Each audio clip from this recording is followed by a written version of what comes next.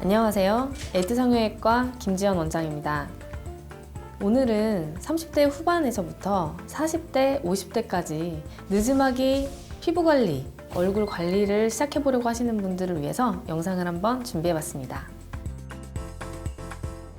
지금까지 별다른 수술이나 시술을 해본 적이 없으신 분들이라면 늦게 시작하는 것이 조금 두려우실 수 있어요. 그래서 마음은 항상 뭔가 해보고 싶은데 그 두려움 때문에 시작하고 계시지 못하는 분들이 계실 것 같아서 오늘 영상이 좀 도움이 되셨으면 좋겠습니다. 일단 가장 먼저 시술을 생각해 보시는 것이 보톡스가 되겠어요. 굉장히 좋은 선택입니다.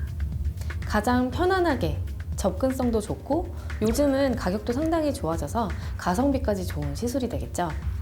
그런데 늦게 갑자기 보톡스를 맞게 되면 당연히 처음에는 좀 많이 어색하고 부담스러우실 수 있어요. 그래서 어떤 부분들을 주의하셔야 되는지 포인트를 한번 좀 설명드릴게요.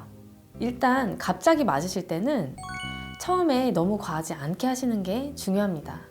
안 해봤던 시술을 갑자기 하게 될 때는 주름이 없어짐과 동시에 표정이 상당히 어색해질 수가 있고요.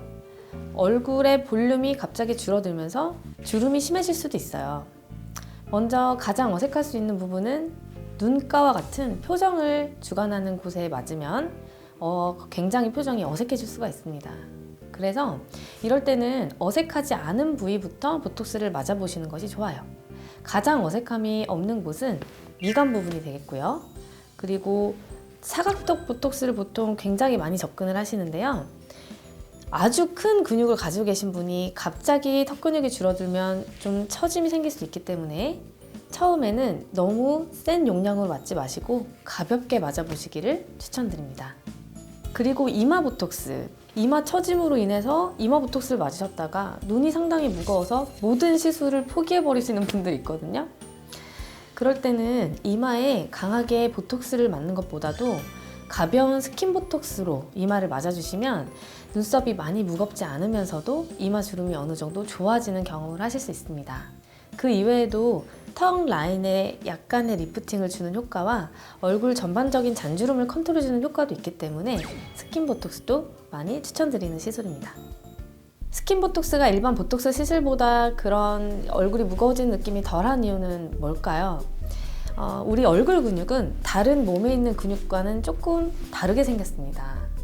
다른 부분은 깊은 곳에 근육이 있고 그 위에 다른 지방층이라든지 다른 조직들이 놓여있게 되는데 얼굴에서는 우리가 표정을 많이 지어야 되기 때문에 깊은 곳에 있는 근육에서 아주 얇게 피부에 근육들이 살짝살짝 연결되어 있어요. 그래서 깊은 쪽의 얼굴 근육을 완전히 잡아주는 것이 아니라 그 표면으로 뻗치고 있는 잔 근육들을 잡아줌으로써 이 얕은 부분에 자잘자잘한 주름들을 컨트롤해 줄 수가 있는 겁니다. 무엇보다 40, 50대 분들이라면 잔 주름도 잔 주름이지만 큼지막한 주름들을 또 고민을 하실 거예요. 하지만 나는 이렇게 커다랗게 절개하는 안면 거상이 좀 무섭다 하시는 분들은 그 다음으로 생각해 볼 수 있는 것이 실리프팅입니다. 실리프팅은 기다란 실, 짧은 실을 섞어 사용해서 처져 있는 피부들을 좀 위로 당겨주는 그런 시술이에요. 구멍으로 실을 넣어서 당겨주는 시술이기 때문에 회복 기간이 굉장히 짧으면서도 단기간에 큰 효과를 줄 수 있다는 게 장점이 되겠고요. 단점이라고 한다면 이 유지 기간이 2, 3년씩 길게 가지 않는다는 것이 단점일 수는 있어요. 하지만 큰 수술 없이 6개월에서 1년이라도 내 피부를 처지지 않게 잡아준다는 것은 굉장히 큰 역할이거든요. 그래서 수술이 두려우신 분들은 실리프팅으로 시작해 보시는 것도 좋을 것 같습니다. 그런데 나는 이 실리프팅마저 두렵다 하시는 분들, 가장 만만하게 접근할 수 있는 게 리프팅 레이저 시술이 되겠죠. 리프팅 레이저에는 다양한 종류가 있을 수 있습니다. 오늘은 좀 간단하게만 설명드릴게요. 먼저 얼굴에 좀 살이 많으시면서 좀 처짐이 느껴지시는 분들은 이럴 때 할 수 있는 리프팅 레이저가 바로 인모드 레이저입니다.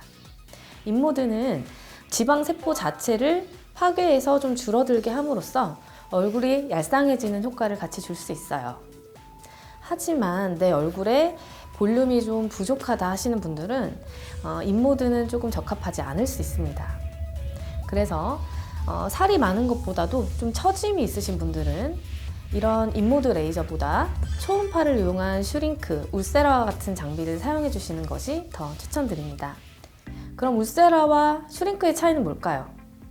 먼저 울세라는 가격이 좀 세죠? 슈링크는 좀 가격대가 저렴합니다. 어떤 차이가 있을까요?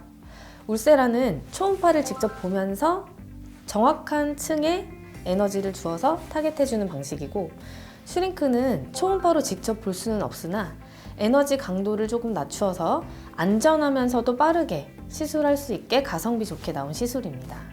그렇다면 울세라와 슈링크가 역할을 해주는 층은 어느 부분일까요? 우리 얼굴에서 처짐에 관여하는 것은 이 바깥 피부가 아닙니다. 이 안쪽에 있는 스마스라고 하는 얼굴 처짐에 관여하는 층이 있어요.